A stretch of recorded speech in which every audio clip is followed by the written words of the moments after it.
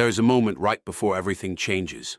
Carl Jung believed this moment follows a hidden psychological law. From the outside, it looks like nothing is happening. No progress, no movement, no proof. But beneath the surface, the deepest transformation of your life may already be underway. And when it finally appears, people will call it luck. But it was never luck. It was pressure. That stillness wasn't absence. That quiet wasn't defeat. And that rise, the one that looked like it came from nowhere, had been building for years in a place the human eye was never designed to see. Jung spent decades studying this exact phenomenon, not the rise itself, not the moment of visible transformation, but what happens in the person before it, in the long, invisible, deeply uncomfortable season that precedes the emergence of something extraordinary. What he found wasn't about talent. It wasn't about circumstance. It was about pressure. And what pressure, when it is deep enough and long enough and survived completely, does to the structure of a human being. Let's start with something most people refuse to look at directly. There is a version of you that you have never fully shown the world. Not because you forgot about it, not because you outgrew it, but because somewhere along the way, through a combination of early experiences, social feedback, the slow accumulation of moments where being fully yourself cost you something, you learned to manage it, to keep it at a volume the room could tolerate, to present a version of yourself that fit the frame available to you at the time. You did this so well, and for so long, that it started to feel like the truth. The management started to feel like the self. But underneath it, underneath the adapted version, the functional version, the version that learned which parts of itself were acceptable to bring into the light, something else was still there, waiting. Not patiently in the passive sense, waiting with an accumulating pressure that had been building since the moment you first decided it was safer to contain it than to let it out. Jung called this the shadow, not as a metaphor, not as a poetic way of describing bad habits or unprocessed emotions, as a precise psychological structure, a living, dynamic repository of everything the ego decided, rightly or wrongly, was too much for the available world to hold. And here is what Jung understood about that repository that most people miss entirely. It doesn't stay frozen at the age you locked it away. It grows. Think about what you buried at 22. The ambition that felt too large for the life you had access to. The creative vision you translated into something more employable because the raw version made people uncomfortable. The certainty about who you were and where you were going, that you softened, over time, into something more socially palatable because the full version seemed arrogant, seemed threatening, seemed like exactly the kind of thing that invites the kind of exposure you weren't yet equipped to survive. You buried it. Carefully. Deliberately. For reasons that made complete sense at the time. But the burial didn't stop it from developing. While you were building the visible life, the career, the relationships, the identity that fit the frame, the buried version kept accumulating. Every book that cracked something open in you fed it. Every conversation that reached below the surface fed it. Every experience of compression, of loss, of surviving something that should have broken you but didn't, every single one of those added to what was growing in the dark. What returns when the shadow activates is not what you buried. It is what you buried, matured by every year of the compression, developed beyond what you would have been capable of producing through conscious effort alone, into something that carries both the original power and the depth that only pressure creates. Jung called this the golden shadow, the part of the self that wasn't exiled because it was broken, the part that was exiled because it was too powerful for the life available to you at the time. And the life that becomes available to you after the compression completes, after the night sea journey runs its full course, is not the same life. It has been rebuilt from the inside, at a depth the original life was never designed to reach. Now let's talk about what you've actually been living through. Because if you're watching this, there's a high probability that you already know, at some level, what I'm describing. Not as an abstract concept, as a felt reality. As the specific texture of a season you've been living in, or just emerged from, that doesn't have an easy name. It feels like this. The things that used to motivate you have gone quiet. Not because you became lazy. Not because you lost ambition.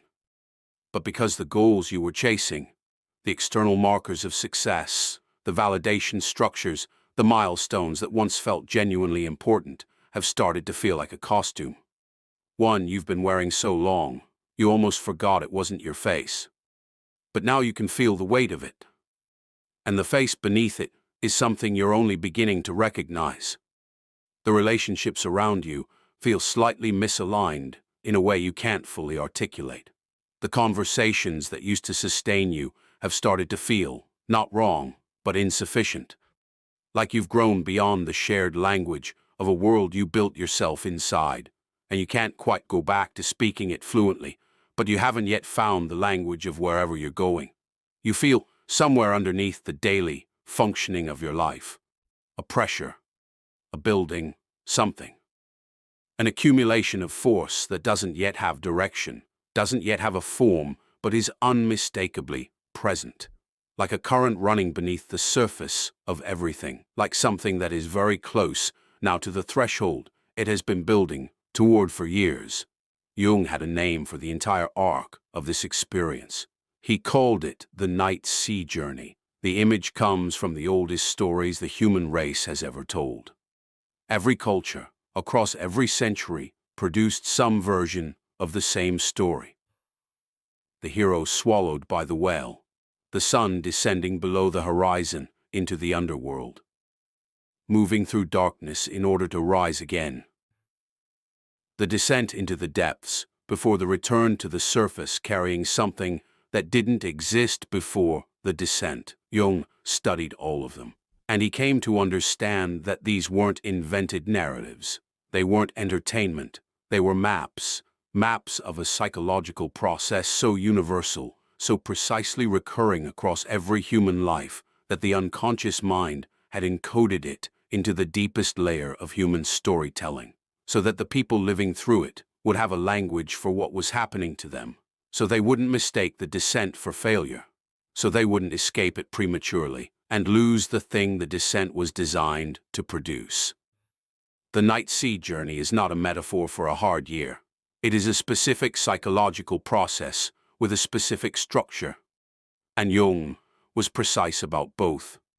The structure begins with a withdrawal of energy from the world. From the outside, this looks like depression, stagnation, loss of direction. From the inside, it feels like something essential retreating, something that used to make the constructed life feel alive, going underground, somewhere unreachable by the strategies that built the life in the first place.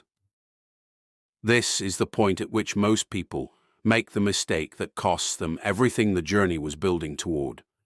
They try to fix it.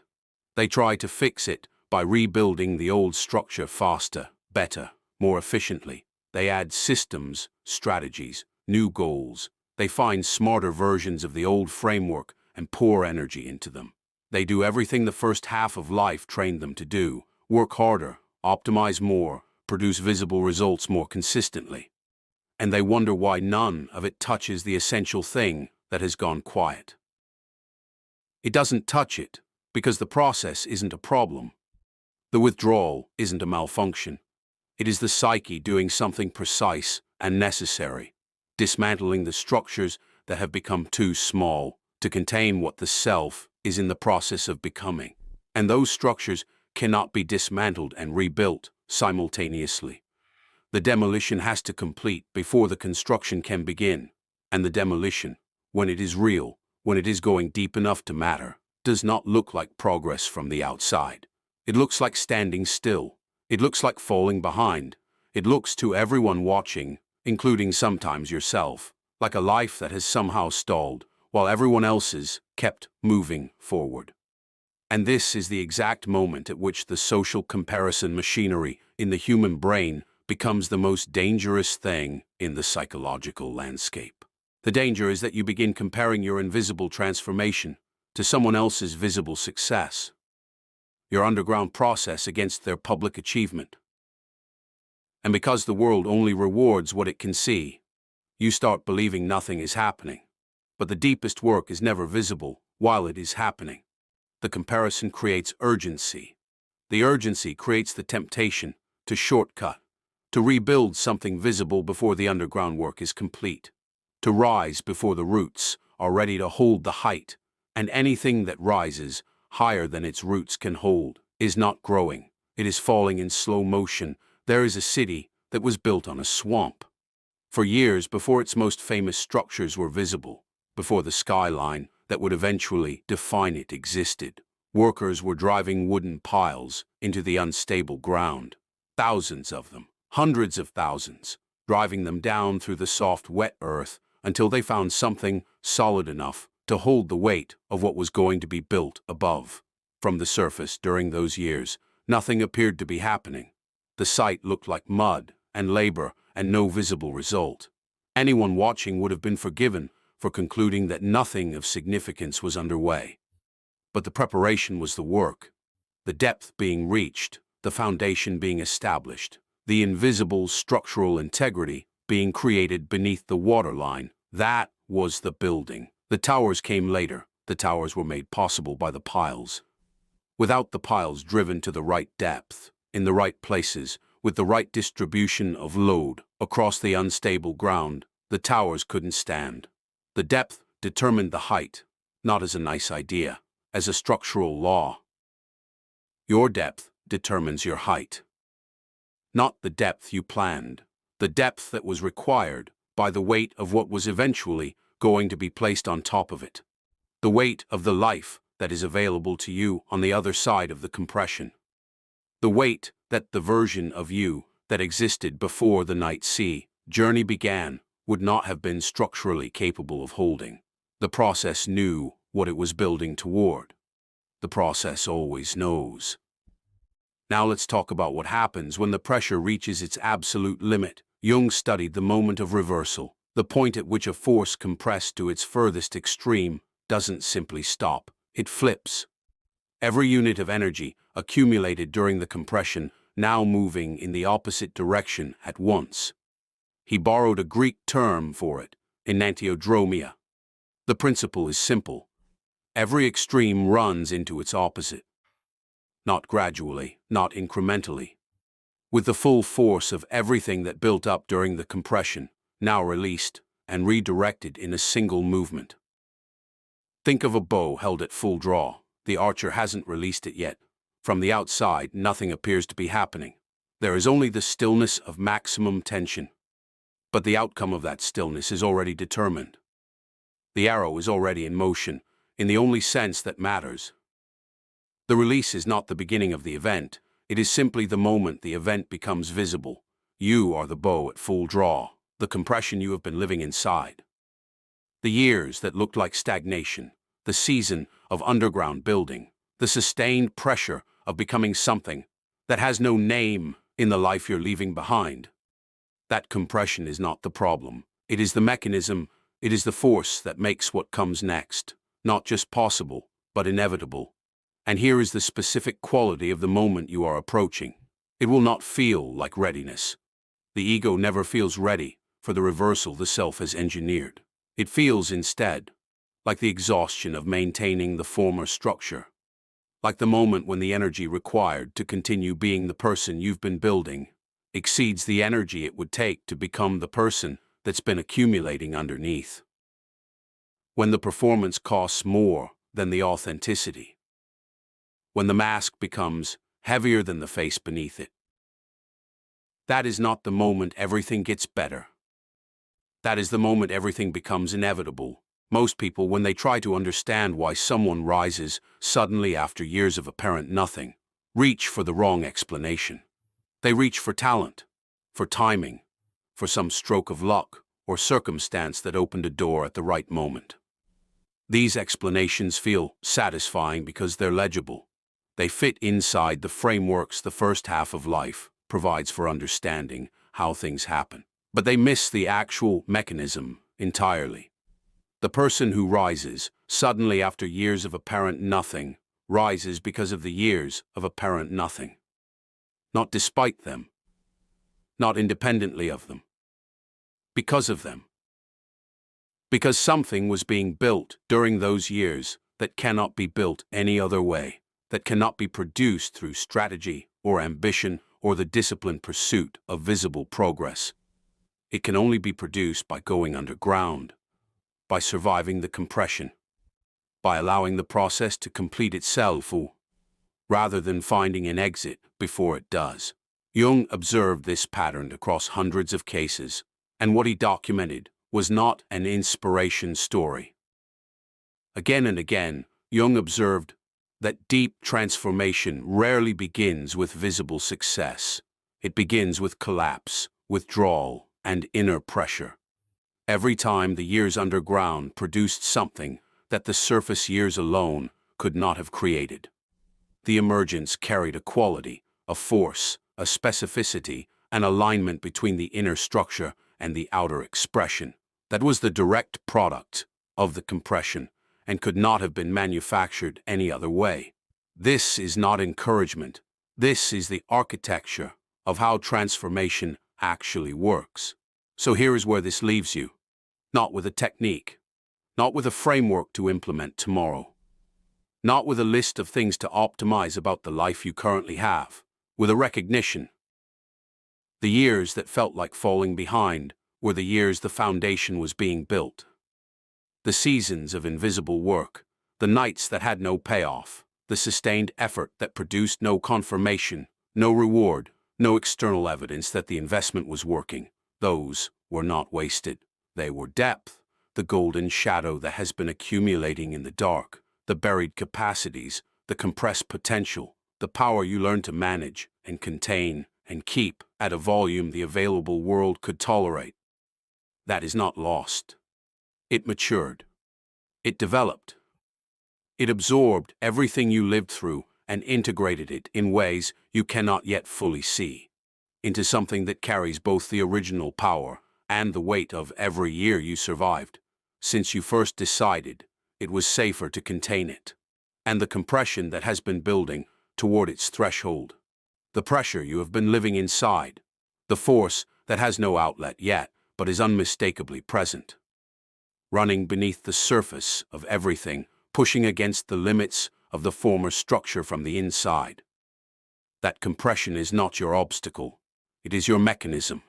It is the force that makes the next version of your life not just possible, but structurally sound, built on a foundation deep enough to hold the height, rooted at a depth that the visible years alone could never have reached. Jung said it once, it doesn't require addition.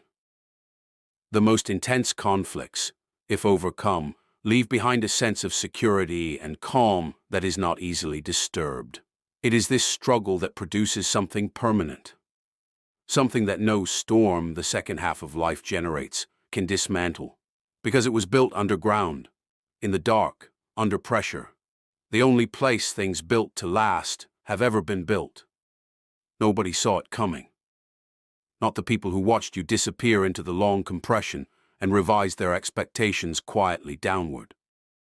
Not the ones who offered well-meaning advice that landed slightly wrong because they were reading a surface problem when the real process was happening, at a depth the surface cannot reach. Not the ones who confused your silence with stagnation, your underground building, with going nowhere. Not even you. Not fully. Not in the part of you that still measured your life against the timelines you were given. But something in you already knows. Something in you has known for a while now. The roots have reached the depth the height requires. The pressure has built to the threshold. The dam is at its limit. And what's about to happen isn't a future event waiting to be triggered. It's a present reality waiting to be acknowledged. You're not behind. You were never behind. You were going deeper. And there is only one direction left.